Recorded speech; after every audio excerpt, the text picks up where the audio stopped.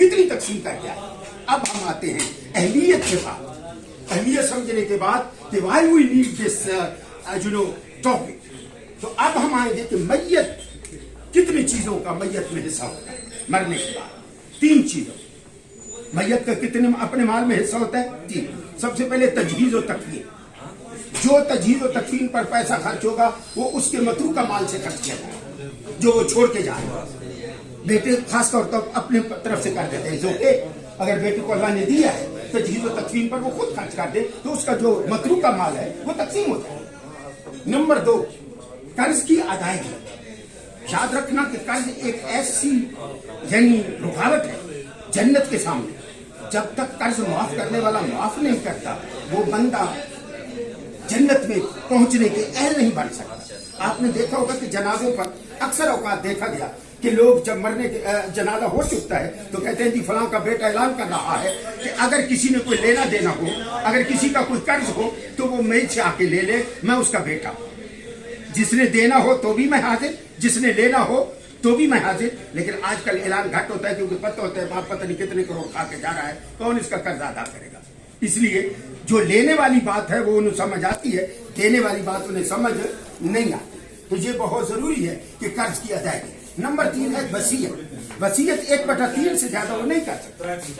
میت جو ہے وہ وصیت کر سکتا ہے لیکن صرف 1/3 حصہ سے, اس سے زائد کی اسے اجازت نہیں ہے. کیوں؟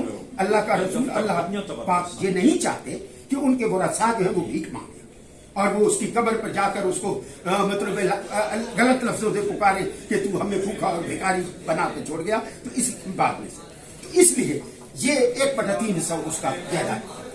اب ہم نیچے چلتے ہیں. میت کے ورثے کی تقسیم. میت کے ورثے کی تقسیم اس میں جو سب سے فرسٹ پرائورٹی ہے وہ ذوی الفرائض. وہ کس کو ہے؟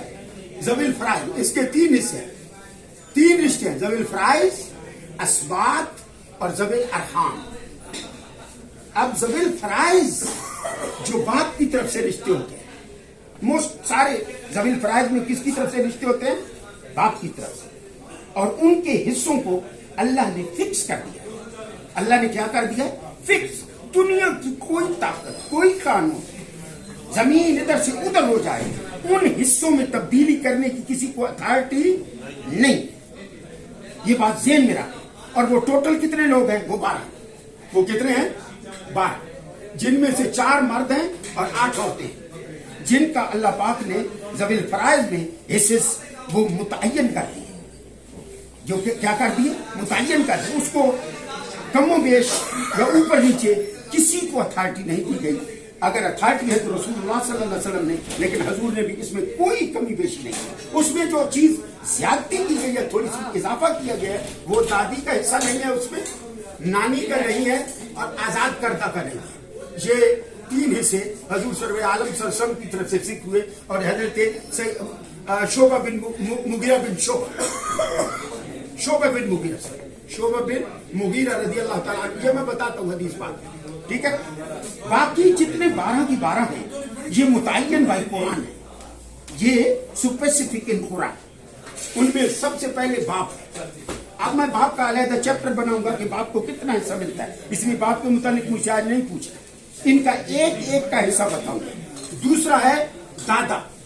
دادی کو کیا ملے گا ویسے میں, یہ بھی آج نہیں ہوگا, صرف آپ کو ہنٹس دے رہا ہوں. اخیافی بھائی. اخیافی بھائی وہ ہوتا ہے جن کے باپ جدا جدا, ماں ایک ہو اور باپ جدا جدا. اس کے مقابلے میں ہوتا ہے الاتی. الاتی وہ ہوتا ہے جن کا باپ ایک ہو اور ماں جدا جدا.